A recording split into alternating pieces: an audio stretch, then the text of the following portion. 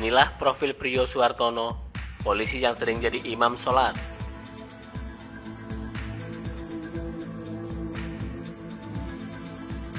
Dikutip dari teropongsenayan.com, Kepala Satuan Reserse Kriminal Polres Lombok Tengah, AKP Priyo Suhartono, menerima penghargaan dari Kepala Polda NTB, Inspektur Jenderal Polisi Muhammad Iqbal, karena menolak laporan Maksun, seorang anak yang berniat mempidanakan ibu kandungnya ke polisi. Piagam penghargaan itu diterima Priyo secara resmi dalam rangkaian acara syukuran Hari Bayangkara ke-74 yang digelar di lapangan tenis markas Polda NTB, Rabu, 1 Juli 2020.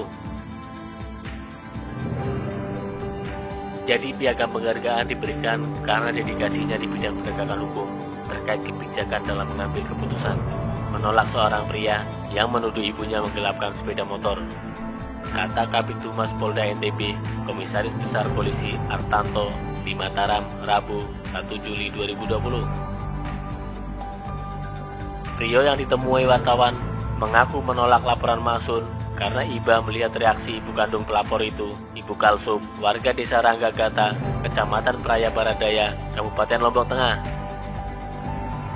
Cuplikan video yang menampilkan kisah ini banyak mendapat pujian.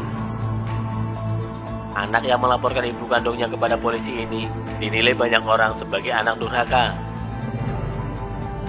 Saya sedih melihat seorang anak memperlakukan ibunya seperti itu, kata Priyo.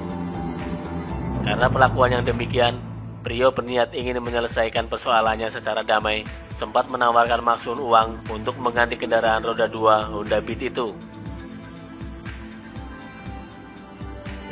Dikutip dari Lombok Post, AKP Priyo merupakan anak ketiga dari pasangan Santoso dan Nurul Mahdiati. Pria kelahiran Bandung 19 September 1986 ini sering menjadi imam sholat di musola Polres Lombok Tengah. Ayah Priyo juga seorang polisi. Ia menghabiskan waktu sekolah dari SD sampai SMA di kampung kelahirannya di Bandung. Setelah lulus SMA, ia melanjutkan kuliahnya di Akademi Kepolisian dan lulus pada tahun 2008. Ia pertama kali tugas di Polda Bengkulu selama kurang lebih 5 tahun. Priyo melanjutkan pendidikan di kepolisian di Jakarta dan selesai pada tahun 2016. Lalu ia ditempatkan di Polda NTB bagian Direktorat Kriminal Khusus. Setelah itu, Priyo dipindah tugaskan di Polres Dompu sebagai Kasat Reskrim kurang lebih selama 1 tahun di tahun 2016. Ternyata di Dompu, ia juga pernah menyelesaikan kasus tidak sampai persidangan. Ia melakukan mediasi terhadap ibu yang melakukan pencurian dompet seorang istri pejabat, di mana ibu tersebut terpaksa mencuri karena ingin memenuhi kebutuhan membayar uang kuliah anaknya.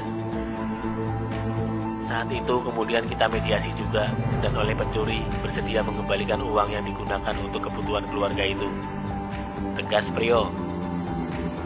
Dari Polres Dompu, Priyo kemudian dimutasi sebagai Kasat Narkoba Polres Lombok Barat di tahun 2017.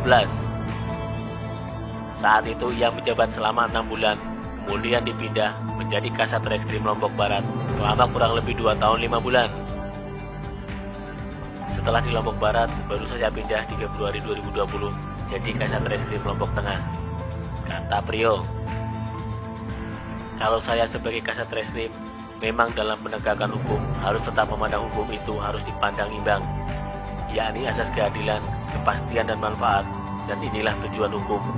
Jadi 3 hal ini harus kita pertimbangkan semuanya dan tidak bisa lepas dari penerapan hukum, terangnya.